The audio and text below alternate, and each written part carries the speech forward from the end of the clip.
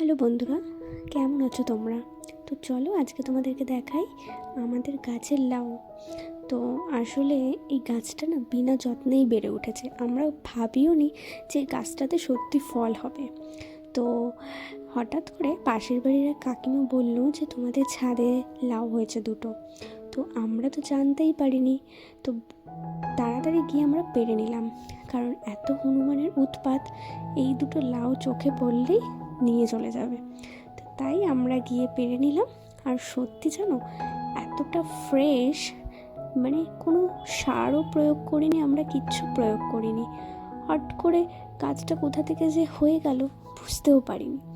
তো এটাকে আমরা পেরে নিলাম। তো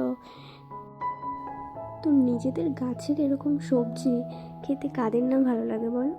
তো এটা আমরা পেরে নিলাম। তো সবাইকে দেবো, আমাদের পাশের বাড়ি যারা রয়েছে, যেই কাকিমা বলল তাকে, তার আশেপাশে সবাইকে দেবো, তাই আমরা সব কেটে নিলাম। তো কেমন লাগলো এই মিনি ব্লগটা? অবশ্যই লাইক কমেন্ট শেয়ার করে দিও, আর অবশ্যই ইউটিউব দিয়ে দেখলে সাবস্ক্রাইব করে দিও।